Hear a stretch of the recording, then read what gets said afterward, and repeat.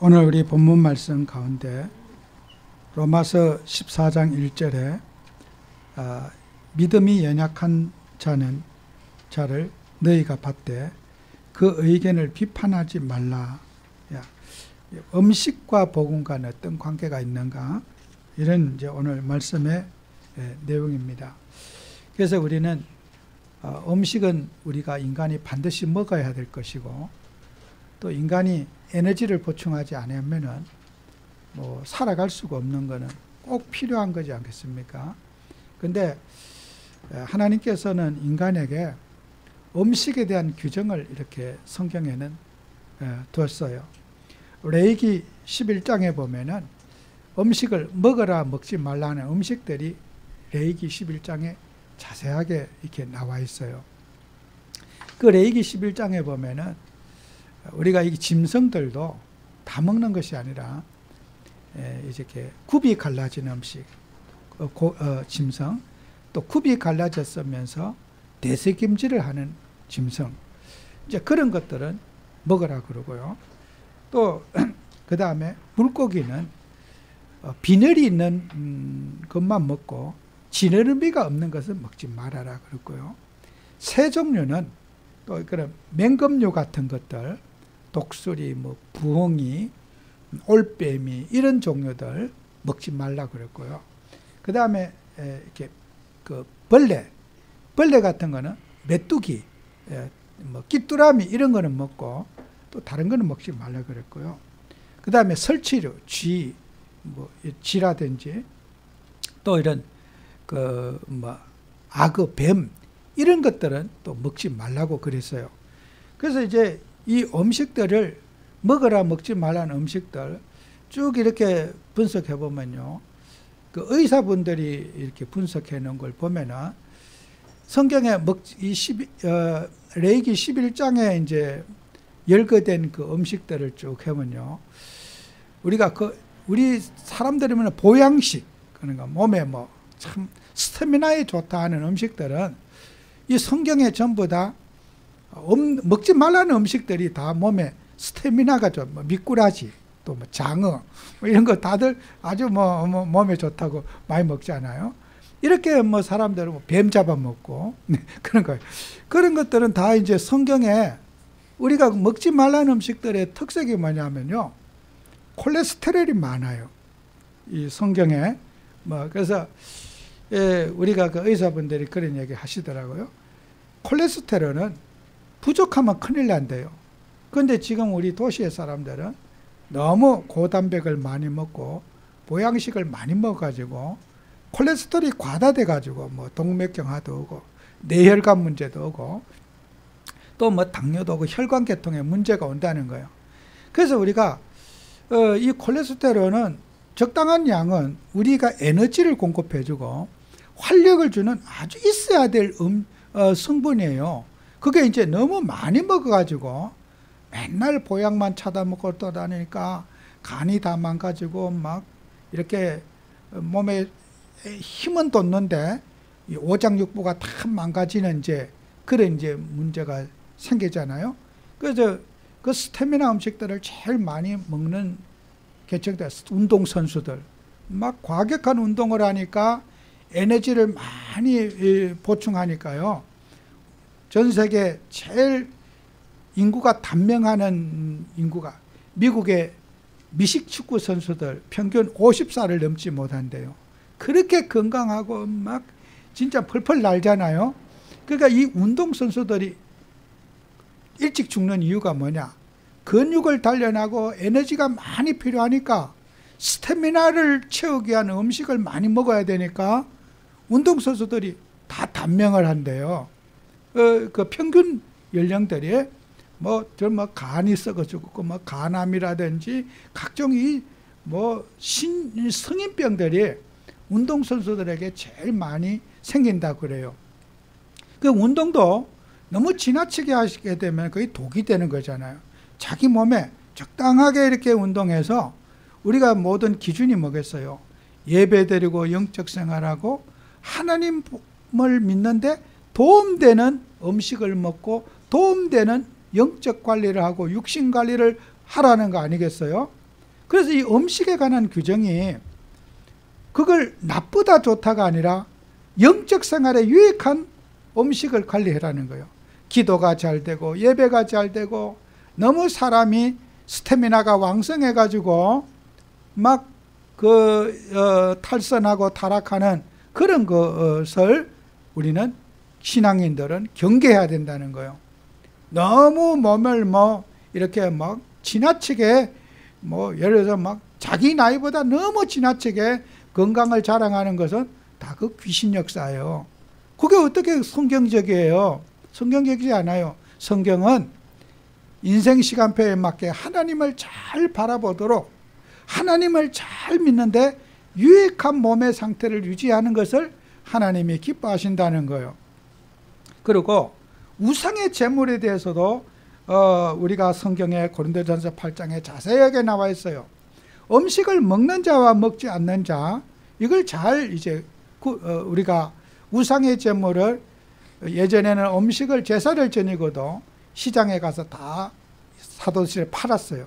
그래서 이제 음식을 그걸 갖다 제사인 음식인 줄 알고도 사 먹는 사람이 있고 그것을 아무 생각 없이 먹는 사람도 있는데 서로 비판하지 말라는 거예요.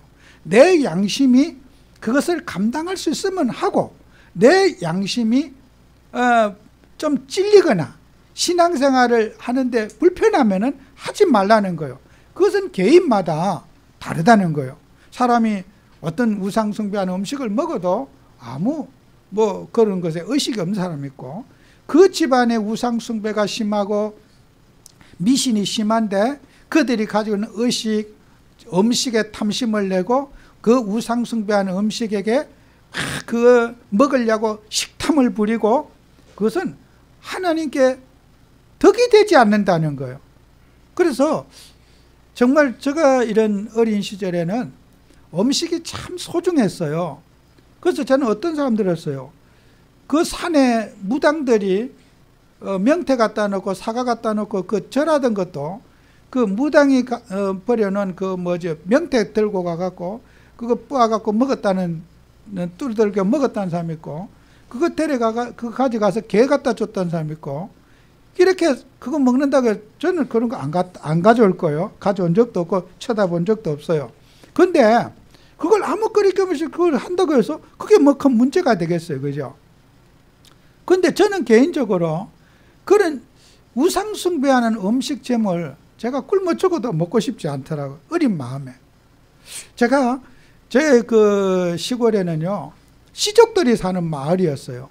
시족들이 사는 마을이어 가지고 가을이 되면요 온 동민들이 공동으로 그 어떤 산에 있는 제실이 있는데 그 가서 이제 그 제사를 지내고 하여튼 떡도 어마어마하게 해가지고 이제 그 떡을 나눠주고 이제 이래요. 그 산에 그 제실에 있는데 저는 아이들이 가길래 저도 같이 가봤어요. 어딘지.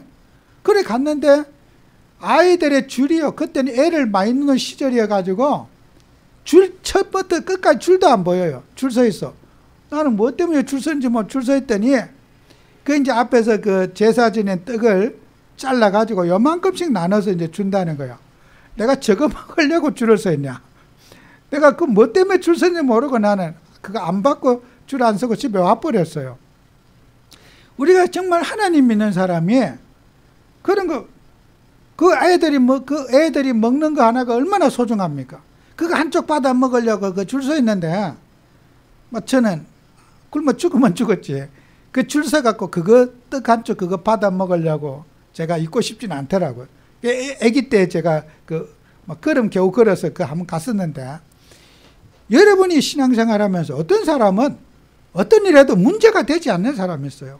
그 사람은 그렇게 하게 놔두고, 또 우리가 믿음이 양심이 찔려가지고 저처럼 그런 걸 힘들어 하면은 그런 사람 안 먹는 것도 죄가 아니고 먹는 것도 죄가 아니란 말이에요. 그죠?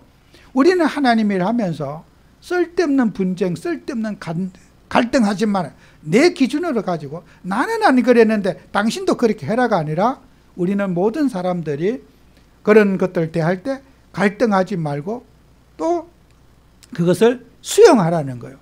그리고 우리 지금 사회에 채식주의자들이 그렇게 많습니다. 나는 고기를 안 먹어. 고기 먹으면 안 돼 하는 채식주의자가 많아요. 채식주의자들이 기독교인들이 채식주의자가 많아요. 그 이유 중에 하나가 창세기 1장 29절에 이런 말씀이 있어요. 하나님이 아담과 하와에게 하나님이 이르시되 내가 온 지면에 씨 맺는 모든 채소와 씨 가진 열매 맺는 모든 나무를 너희에게 주노니 너희의 먹을 것이 되리라. 창세기 1장 29절에 씨 가진 짐승, 곡식, 또 우리 야채를 우리의 음식으로 줬다고 그랬어요. 그래서 지금 이 지구의 통계에 의하면요, 비건이라 완전 채식주의자, 고기를 전혀 먹지 않는 비건, 그리고 비건이라 그래요. 완전 채식주의자가 1억 8천만 명이 지금 지구에 완전 채식주의자가 있고요. 우리나라의 작년 재작년 통계가 250만 명이 그 완전 채식주의자가 있대요. 그렇게 이제 그 채식주의자가 계속해서 늘어나고 고기가 들어가지 않는 뭐 햄버거, 고기가 들어가지 않는 어떤 그 음식들을 많이 이렇게 개발을 해가지고 그 비건주의자가, 채식주의자가 먹을 수 있도록 그런 상품과 음식들을 지금도 많이 개발하고 있다고 그럽니다. 그런데 창세기 9장 3절에는 보면요, 노아 홍수 이후에 노아에게 하나님이 주신 말씀에는 모든 산 동물은 너희의 먹을 것이 될지라 채소같이 내가 이것을 다 너희에게 주노라 그랬어요. 고기도 노아 창세기 9장 3절에는 고기도 채소처럼 먹으라고 우리에게 음식으로 줬다는 거예요. 그러면은 고기를 안 먹는 사람도 성경을 근거로 해서 먹지 않고 고기를 먹는 사람도 성경을 창세기 9장 3절에는 고기 채소처럼 먹으라고 되어져 있어요. 그러면 우리는 음식에 관한 규정이 뭐겠어요? 레위기 11장에 또 음식도 마찬가지잖아요. 그러면 추어탕 먹는 사람은 나쁜 사람이라는 거예요. 장어 먹는 사람이 나쁜 사람이라는 거예요. 아니라는 거예요. 반드시 우리는 신앙생활에 유익한 판단하고 신앙에 도움이 되는 식사 관리를 하라, 그런 뜻이에요. 너무 없는 것에, 너무 스태미나의 그런 쪽으로 육신적으로 세상적으로 우리가 사람들이 빠져서 영적인 것을 놓치는 일을 하지 말아라는 거예요. 영적인 생활에 유익하고 예배살에 유익한 몸과 마음과 생활의 관리에 힘쓰라는 거지. 미꾸라지에 독약이 들었지 않아요. 돼지고기에 어떤 나쁜 어떤 독소가 있는 게 아니에요. 다 똑같은 짐승이에요. 하나님은 우리에게 규율과 계명을 주시면서 영적인 긴장과 영적인 생활에 도움되는 판단하고 도움되는 생각을 하라고, 육신에 먹는 거라고 해서 무한대로 살지 말아라는 거예요. 탐욕적으로 살지 말고 하나님 바라보고 살아라고 하는 것이 성경적인 가치관이에요. 그래서 우리는 항상 복음에 유익하고 기도에 유익하고 하나님 믿는데 유익한 판단과 결정을 하고 살아라고 하는 거지, 음식에 무슨 특별한 독이 있거나 음식에 특별한 문제가 있는 건 아니라는 거예요. 그래서 우리는 또 오늘 이 성경 말씀에 날짜와 기념일에 대해서 또 말하고 있습니다. 우리가 사람들이 살아가면서 날짜를 우리가 어떤 기념일, 생일을 당했다, 추석과 명절을 당했다, 그런 기념일을 당할 때도 우리가 어떤 불신자들이 또 세상 사람 지키는 의식에 대해서도 충돌하지 말고 살아라는 거예요. 우리가 하나님 믿는 사람들이 날과 달과 절기와 해화상을 그런 것들을 지키면서 우리 유대인들은 뭐예요? 토요일날 안식일 제도가 있어서 예수 믿는 사람과 그 안식일을 지키는 사람과는 충돌이 되는 거예요. 그래서 우리 예수 믿는 사람, 야, 똑같은 날인데 무슨 안식일만 특별한 날이냐? 다 소중한 날이지. 안식일에 유대인들은 노동을 하지 않고 예배드리고 말씀 보고 그런 기도하는, 하나님을 기쁘게 하는 그런 날로 정해갖고 유대인들이 안식일을 지켜요.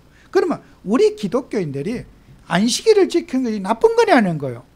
다 그리스도의 몸을 세우기 위한 거지 그게 안식일이 폐기된 것이 아니라 우리는 1년 365일 안식일이 돼야 된다. 예수님도 오셔갖고 인자는 안식일의 주인이라는 거예요. 하루만 소중한 게 아니라 1년 365일이 소중하다. 그러면은 그 토요일 한 날을 정해가지고 특별히 우리가 예배를 준비하고 힘쓰는 것이 나쁜 거냐? 한 날을 특별히 기억하고 그 날을 준비하는 것이 나쁜 거냐는 거예요. 그것도 다 그리스도의 몸을 세우기 위한 것이니까 서로 비판하지 말라는 거예요. 갈등하지 말고 싸우지 말라는 거예요. 그러면 우리 기독교인들은 안식일을 지키는 그 문제가 안식일을 지키는 유대인보다 더 안식일을 잘 지키라는 거예요. 우리가 꼭 주일만 예배냐, 다른 날 예배 드리면 안 되냐? 물론 다른 날 예배 드려도 돼요. 하나님은 그러나 우리가 일주일에 하루 주일날을 일요일 날을 주의 날로 정해놓고 이 날은 우리가 노동을 하지 않고 예배 드리고 하나님을 기쁘시게 하자. 이 날을 우리가 기념해서 지키는 것이 그게 나쁜 거냐는 거예요. 모든 날이 주의 날이니까 아무 때나 예배 드려도 된다. 일요일 날 중요하지 않다. 일요일 날 예배 드리는 주일 성수가 중요하지 않다. 그것은 틀리다는 거예요. 우리가 교회를 세우고 믿음을 세우는데 주일 제도가 우리가 일요일을 휴일로 정해놓고 전국과 세계 사람들이 공휴일로 정해놓고 직장에 가지 않고 이날은 우리가 예배하는 날로 우리가 삼자. 하나님을 기쁘게 하는 날로 삼자. 그것이 잘못된 거냐는 말이에요. 신앙에 유익하다는 말이에요. 그러면 신앙에 유익한 것은 판단하지 말고 행하라는 거 아니겠어요? 그래서 우리는 하나님 믿는 우리에게 골로새서 2장 16절 17절에 있지 않습니까? 그러므로 먹고 마시는 것과 절기와 초하루와 안식일을 이유로 누구든지 너희를 비판하지 못하게 하라. 야, 예수 믿는 사람은 저렇게 안식일도 지키지 않고 안식일에 일하고 돌아다니고 노동하고 다니고 딴짓하면서 하나님 믿는다 그러지 않느냐? 비판 안 받더라. 안식교인이 안식일을 지키는 그 사람들보다 우리 기독교인들은 더 안식일을 잘 지키라. 그들에게 보다 더 하나님을 잘 믿으라고 하는 그런 것이 아니겠습니까? 그래 17절에 있지 않나요? 이것들은 장래일의 그림자이나 몸은 그리스도의 것이니라. 우리는 그리스도의 몸을 세우고 주님의 영광을 위해서 우리가 신앙에 도움되고 유익된 판단을 해야 될 겁니다. 그래서 우리가 예수 믿는 사람들은 신앙생활에 무슨 판단은 기준이 신앙생활에 유익하냐 유익하냐 이게 결정의 기준입니다. 신앙생활에 유익하면 하고 신앙생활에 유익하지 않으면 하지 말아야 되는 게 기독교인이에요. 자, 그래서 우리는 피제사에 대해서 우리가 생각해 볼 게 있어요. 구약에 레위기 17장 10절에서 16절에 보면은 피제사에 대한 규정이 나와요. 피제사를 드리고 나면은 피는 생명이라고 그랬어요. 피제사를 통해서 제사함을 받고 피제사를 통해서 하나님 만나게 되고 하나님과 교제하는 건 피에 있습니다. 이스라엘 백성들은 모든 유대인들은 백성들은 정말 안식일이 되면은 짐승을 제물을 가지고 와서 하나님 앞에 매주마다 피제사를 드려요.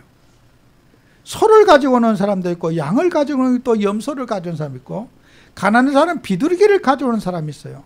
그러면은 그 피를 제단에다 뿌리고 우리가 피 언약을 기념하고 고기는 어떻게 해요? 소 가지고 소를 제물로 드린 사람도 제단에 바친 사람도 자기 먹을 1인분만 먹으면 돼요. 비둘기 바친 자도 자기가 비둘기 고기 다 먹는 게 아니라 나눠 먹고 소 가지고 온 사람의 고기를 나누면서 배불리 먹어요. 그죠? 만약에 피제사를 드리고 그 짐승들을 다 갖다 버린다고 하면은 아마 짐승 썩은 냄새로 이스라엘은 살 수가 없을 거예요. 예배만 그 수많은 사람이 예배 드리고 짐승 잡아서 다 갖다 버린다면은 짐승 썩은 냄새로 살아갈 수 있어요. 짐승을 피제사 드리고 소 가지고 온 사람도 양 가지고 온 사람도 고기를 같이 나눠 먹어요. 배불리 먹어. 그러니까 야, 나 소 바쳤는데 너는 비둘기 바쳤는데 너 조금만 먹어. 내 거야 이거. 내가 바친 거니까. 그렇게 주장하지 못하게 모든 사람이 자기 먹을 양을 다 같이 소고기, 양고기, 양고기 점소고기 같이 먹는 거요.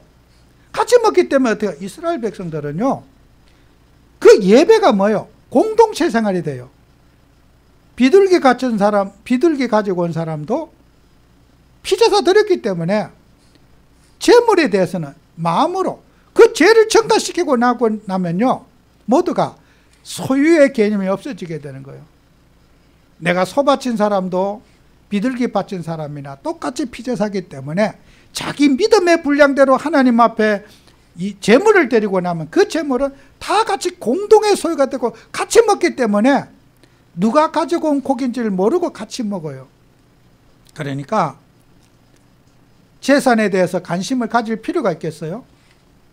나는 소가 집에 100마리 있는데 우리 집에는 비둘기가 100마리 있는데 소값이나 비둘기 값이나 쌤쌤이지요, 그렇죠? 소 100마리 있으면 부자 소리 듣겠죠? 비둘기 100마리 있으면 부자 소리 못 듣겠죠, 그죠? 부자와 가난한 자의 개념이 없이 같이 더불어 먹고 사는 피지사를 통해서 온 백성이 하나 되게 하는 역할을 하는 거예요. 내 재산 모으려고 하는 사람 바보예요. 열심히 하다 보니까 소가 새끼를 잘 낳고 소가 번식이 됐어. 그건 내가 먹어요? 같이 먹을 거예요. 소를 재단에서 잡아서 같이 먹을 거기 때문에 내가 소 먹였다고 해서 대단한 거 아니에요. 비둘기 키웠다고 해서 내가 천한 거 아니에요. 빈부의 기천이 없어지는 거예요. 예배를 통해서 온 백성이 하나가 되는 게 예배 공동체란 말이에요. 그래서 우리는 하나님께서 구약의 예배를 통해서 온 백성이 하나 되게 하고 서로가 시기하고 질투하고 높고 낮고 높낮이가 어떻게 해요? 피제사를 통해서 다 없어지게 되는 거예요. 재산은 내 소유 관심 없어요. 소 가져온 사람과 양 가져온 사람은 아무 의미가 없어요. 모든 사람이 같이 먹고 같이 누리게 되는 공동체 생활을 하게 되는 거란 말이에요. 예배를 통해서 연합되고 온 백성이 하나 되고 하나님을 바라보고 육신적인 모든 것들은 그 피제사 속에 다 내려놓게 되는 것이 구약의 예배입니다. 그러면은 신약의 예배가 그 예배의 원리가 파괴되느냐? 그렇지 않습니다. 교회는 높낮이가 없는 게 교회입니다. 교회는 빈부귀천이 없습니다. 배우고 못 배우고 재산이 있고 없고 그런 인간이 가지고 있는 그 가치관의 유무와 관계없이 교회는 믿음으로 모든 사람이 하나님의 자녀가 된 겁니다. 그죠? 하나님의 자녀이면 동등하다고 하는 거예요. 천국에는 아랫목 윗목이 없다는 거예요. 모든 사람이 하나님 앞에 공동체 생활하는 거예요. 여러분과 제가 이 세상을 떠나갈 때 업적이나 공로나 인물이나 명예나 다 놓고 여러분의 영혼만 천국 가요. 우리가 교회에 있는 직분도 죽으면 다 없어져요. 목사 직분 갖고 천국 가는 거 아니에요. 제 영혼만 천국 가는 거예요. 세상에서는 뭐가 있다 졌다 뭐 배웠다 못 배웠다 많잖아요. 잘나고 뭐 빈부귀천 인간의 가치관으로 뭐 좋은 사람 나쁜 사람 많잖아요. 주님 앞에 갈 때는 다 내려놓고 영혼만 천국 가요. 그죠? 여러분의 영혼이 하나님 나라 가는 거예요.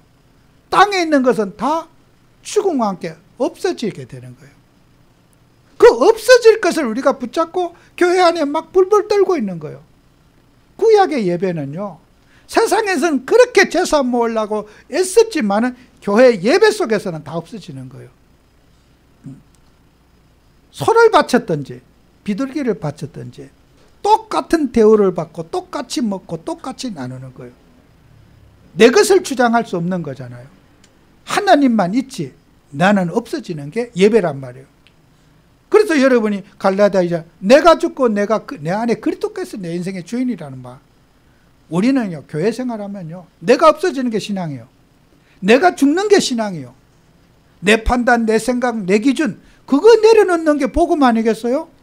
내가 인생의 주인이면요, 그 예배 실패하는 거예요. 그리스도가 교회 주인 돼야 돼요. 여러분의 인생의 주인이 주님이 주인 돼야지 예배를 하나님 받으시지, 내가 주인이면 설리는 거예요.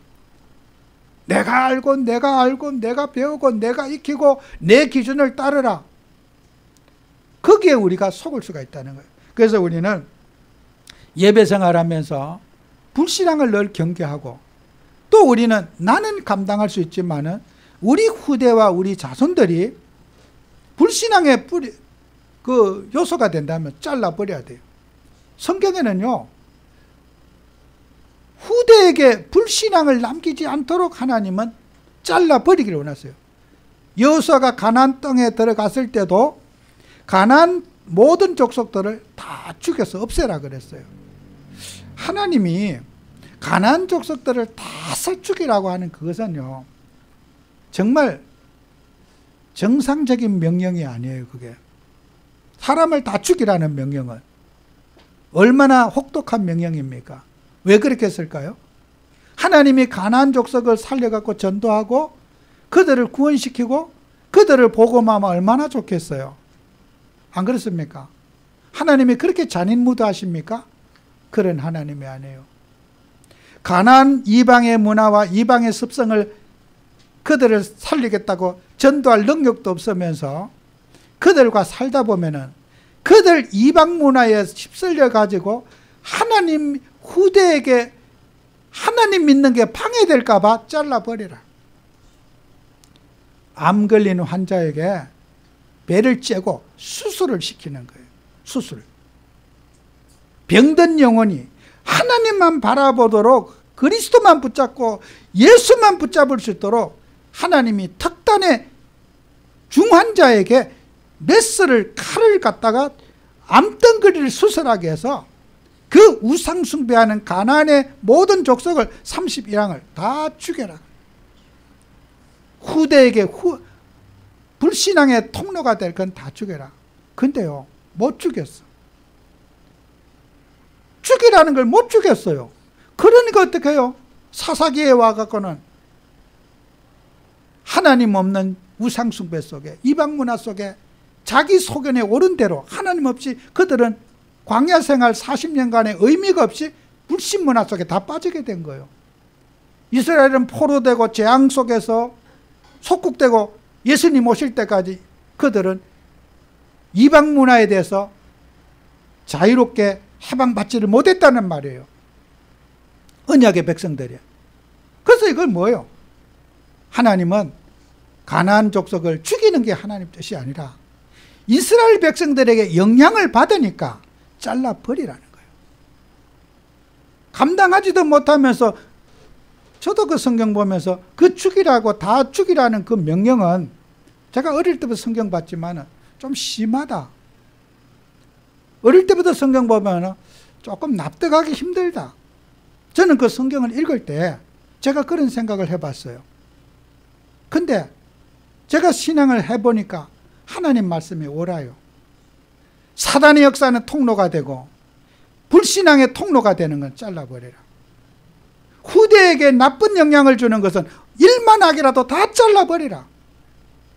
우리가 죽은 이후에 복음의 꽃을 피우고 그리스도의 영광을 드러내는 교회가 되도록 만들어야 되는 거예요. 나는 감당할 수 있지만은, 나는 그런 그 우상 숭배 안 하지만은 후대가 우상에 빠지고 타락과 패륜 문화에 빠진다면은 잘라버리라는 거예요. 내 자식과 손주들이 그 일을 겪지 않게 하기 위해서는 내 같은 믿음이 있으면 괜찮아요. 나는 복음 붙잡고 그리스도 붙잡고 그 정도는 초월할 수 있어요. 그런데 우리 후대에게 믿음이 연약한 자가 거기에 걸려들지 않도록 우리는 미래 준비를 하고 후대 준비를 해야 된다는 거예요. 여러분과 저는 항상 우리는 후대 언약을 다 가슴속에 붙잡고, 나는 괜찮지만은 믿음이, 오늘 성경 말씀에 믿음이 연약한 자를 판단하지 말고 그들을 우리가 배려해야 되는 거예요. 야, 그거 하나도 극복 못해? 그 본인들이 그걸 극복 못하는 거 어떡하겠어요? 그래서 저와 여러분들은 정말 우리가 믿음 생활에 유익한 판단하고 해야 될 거예요. 그리고 여러분과 저는 전도와 선교에 유익한 판단과 결정을 해야 될 거예요. 우리 하나님 자녀들은 하나님 믿으면서요, 정말 제사장적 사명을 우리에게 주셨어요. 베드로전서 2장 9절에 보면은 너희는 택하신 족속이요 왕같은 제사장들이요 거룩한 나라요 그의 소유된 백성이니 이는 너희를 어두운 데서 불러내어 그의 귀한 빛에 들어가게 하신 이에 아름다운 덕을 선포하게 하려 하심이라 그랬어요.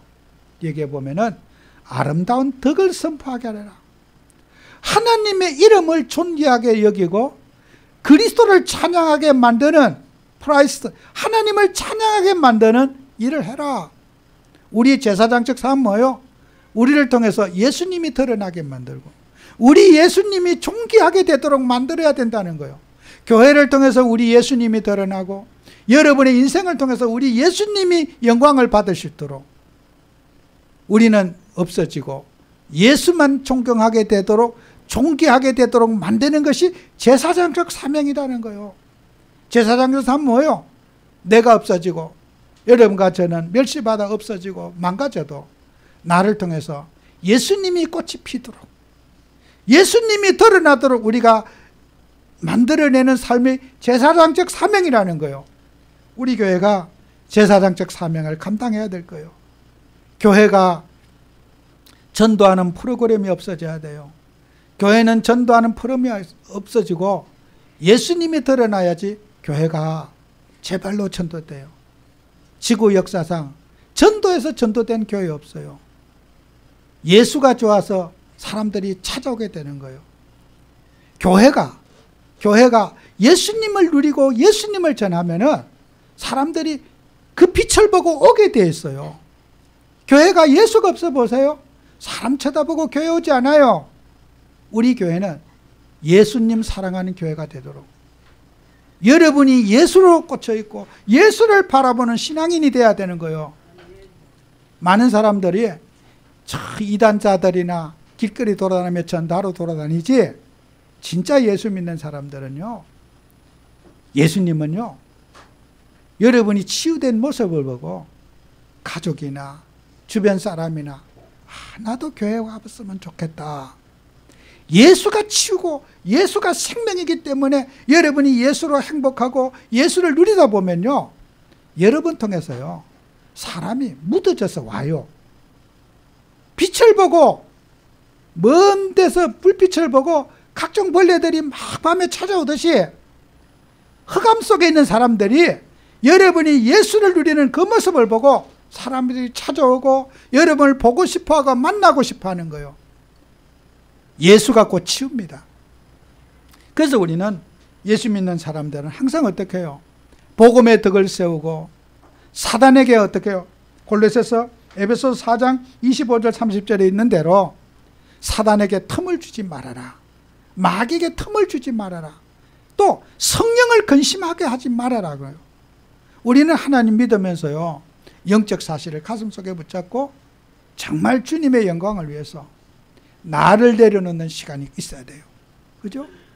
내가 살아서 예수가 주인이 되지 못하는 부분이 없는지, 내 인생, 내 야망, 내 동기 때문에 예수가 손님되어 있는지 없는지, 여러분과 이번 한 주간도 나를 점검하는 시간 되어야 됩니다. 우리 자신을 주님 앞에 세워놓고 정말 내가 주님 믿고 있는 사람인지, 예수의 사람이 맞는지, 문제도 아닌 것에 내가 문제에 빠져가지고 내 혼자 알고 경험한 그 내 자신이 가진 인격에 갇혀 있는지, 여러분은 복음 안에서 나를 세우면서 신구약 66권의 모든 말씀은 그리스도의 영광을 세우게 한 말씀입니다. 사람을 주장하고 사람을 세우는 건 없어요. 우리는요 교회를 교회답게 만들고 정말 예수 믿는 걸 쉽게 만들어야 돼요. 여러분이 조금만 영적 생활하고 기도해 보세요. 정말 우리 성도님들이 이 땅에 살아가면서 등잔 밑에 얻었다고 말씀을 놓치는 경우가 많이 있어요. 제가 기도하면서 참 성경 말씀에 보니까 성경 말씀대로만 살면은 아무 문제가 없겠는데 참 우리가 말씀을 놓친 게 많구나. 그래서 우리 성도님들이 정말 기도하지 않고, 여러분 기도가 말씀 없이 기도되지 않아요. 여러분 요 동네 뒤에 가면요, 요 바로 뒤에 가면 강화보살이라고 했어요. 교회 뒤편에.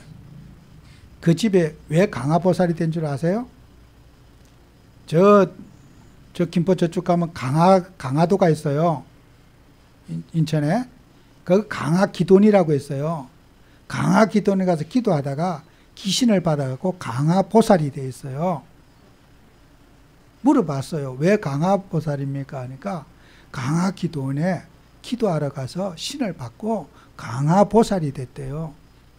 그래서 이름이 강화보살이에요. 제가 그 강화기돈을 가보지는 않았어요. 근데 그 강화기돈에서 신받은 사람 많더라고요. 여기 충신교회라고 있었는데요. 그 교회 건축할 때 있는 집사님이 요 안양월드 뒤편에 있었어요. 그 집에서, 그것도 사람들은 다 집사님 그래요. 그 대를 꽂고 이렇게 했는데, 그랬더니 저를 보고, 목사님 안 돼요. 그때 우리 교회에서 뭐 행사할 때 목사님 오셨대.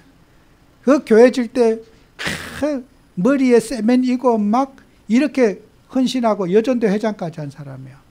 그런데 어느 날 보니까 깃대를 저 꽂아 했어요.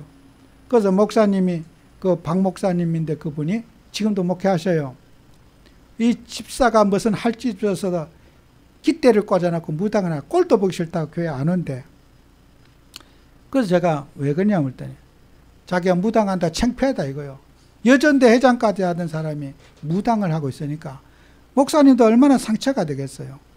교회를 그렇게 충성되게 섬기고 11조하면 떼먼 적 없고 그렇게 머리에 이고 다니면서 세면까지 지고 다니면서 그 충신교회 그 지금 좀 밑에 있잖아요. 그렇게 크게 지었는데 헌신했는데 그분도 강화기도원에 가서 기도하다가 신을 받아서 그렇게 사람 들으면 딱딱 알아맞히고 미래가 보는 거 어떡하냐는 거예요. 여러분 말씀 없이 기도하면 귀신 써집니다. 귀신 충만해져요. 무당 되고 싶어요? 무당이 되고 싶어 됩니까? 말씀이 없으면요. 기도하면은 귀신이 역사해요. 아시겠습니까? 여러분과 저는 말씀을 회복해야 돼요.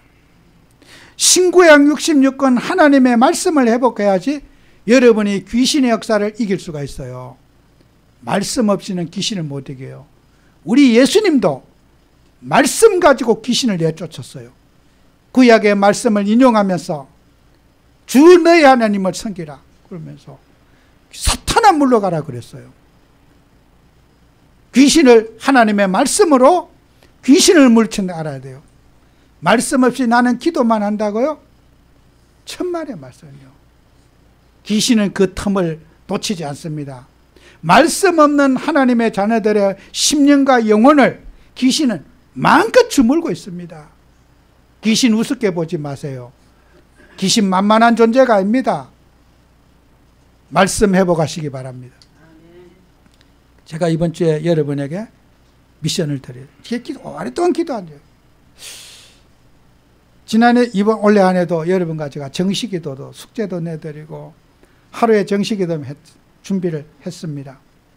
근데 정말 이제 2023년이 한 달뿐이 남지 않았어요. 정말 새해를 제가 어떻게 하나님 앞에 여러분과 제가 함께 할까 기도하면서 우리 성도들 같이 좀 말씀을 우리가 읽고 봐야 되겠다. 과연 우리 성도님들이 말씀을 가지고 있느냐? 말씀은요 깨달아야 되는 게 아닙니다. 글씨만 읽어도 하나님 역사하셔요. 여러분이요 말씀이 깨달아서 뭐 좋은 게 있는 줄 압니까? 성경은 하나님 말씀입니다. 말씀이 들어가야지 성령이 역사하시는 거예요. 말씀이 들어가야지 여러분이 치유가 되어지는 거예요. 말씀이 없으면요 여러분요 귀신이 문제가 해결되지 않아요. 제가 너무 숙제를 많이 주면은 여러분이 못 따라올까 봐 이번 주부터 오늘부터 다음 주 오실 때까지 우리 정식이도 거기 있잖아요. 그 카톡방에 창세기 1장부터 제 마음 같아서는 창세기 50장까지 그 한 주에 뭐 한두 시간이면 읽을 텐데 그거 못하냐. 이건 내 믿음이다. 안 된다. 우리 성도님들이 바쁜 생활 속에서 일하면서 성경 한번 볼 시간도 없는데 이거 과연 할 수 있겠는가? 제가 이걸 놓고 교회에서 통성기도 하고 준비를요 성경 보게 해달라고 우리 같이 막 기도회를 지금까지 해왔어요. 수요일 날 금요일 계속 기도회 해왔어요. 15장까지 15장까지 하루에 2장 정도 읽어야지 여러분 이틀이 14잖아요. 이거 쉽지 않아요. 혹시 나는 숙제 못해서 이번 주에 포기하지 말고 여러분과 끝까지 같이 가기를 원해요. 이번 주 여러분은 창세기 1장에서 15장까지 읽으시고 카톡방에 아멘으로 올리세요. 아시겠죠? 아멘? 이거 쉽지 않아요. 이 대답은 쉽지만요. 생활 속에 바빠요. 이 책 한번 덜 볼 시간이 없다니까요. 그까짓 거 쉽지. 들을 때는 그까짓 거 못, 그렇지 않아요. 일이 있기 때문에 성경 한번 보기가 이게 쉽지 않아요. 졸면서라도 성경을 그냥 눈이라도 그냥 글씨라도 읽어보세요. 하나님이 어떻게 역사하시는지. 성경은 하나님 말씀이에요. 제가 예배 시간이 다 지났는데 제가 그 탤런트 중에 조 헤렐이라고 하는 코미디언이 있어요. 그분이 그런 얘기를 하시더라고요. 자기는 온 집안 식구들끼리 정말 일본교를 믿는 남녀 호랑개교, 조상 대대로 믿는 독실한 그런 일본교를 믿는 우상 숭배하고 집에 되는 게 없는 정말 귀신 충만한 집이었대요. 그런데 그 사람이요, 그 탤런트들이 자기 전도하려고 억지로 끌고도 가고 막 오만짓 했는데 자기는 거부했대. 근데 그 사람이요, 성경을 보기 시작했대. 성경을 봐가지고 뭐냐, 60번의 성경을 읽었대. 60독을 했대. 성경을 읽고 나니까요, 자기도 모르게 교회를 가게 되더래.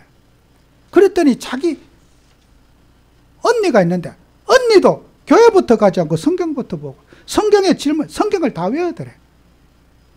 자기 엄마도 전도 안 했는데 또 교회를 또 오더래. 나도 이년아 교회 같이 가자. 그래서 같이 왔대.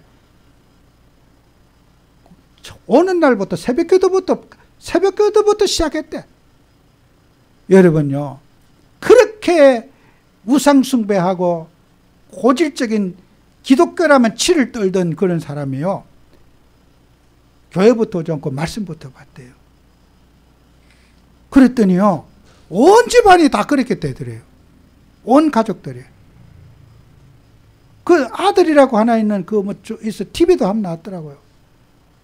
오만 영적 문제 속에 시달린 그 아들도요, 같이 돌아요. 여러분, 말씀이 뭔지 압니까? 누가 가르쳐야 됩니까? 신학을 해야 됩니까? 아니에요. 하나님 말씀을 여러분이, 이거는 하나님 말씀은 우리는 말씀으로 하나님을 체험하는 거예요. 말씀 보세요. 말씀 읽으셔요. 여러분이 영혼이 치유되고 변화되는 시간이 말씀 보는 시간이에요. 우리 성도님들이 말씀을 가까이 하는 습관 가지세요. 말씀을 해석해 줘야 됩니까? 이 말씀 읽을 때에 여러분이 재창조되는 역사가 일어나게 될 겁니다. 그죠? 우리는 많은 사람들이 말씀을 사랑한다면서 말씀을 보지 못하고 있어요. 유대인들은요, 일요일날 뭐 하고 있는 줄 아세요? 안식일에 뭐 하고 있어요? 노동 안 하고 아침부터 저녁까지 촛불 켜놓고 온 식구들이 집에 소대배 보는 시간 외에는 말씀 본대요. 그게 나쁜 겁니까? 나쁜 거예요? 오늘 성경 말씀에 비판하지 말라는 거예요. 말씀이 곧 하나님이라고 믿고 우리가 살아야 되는 거예요. 기독교의 하나님은.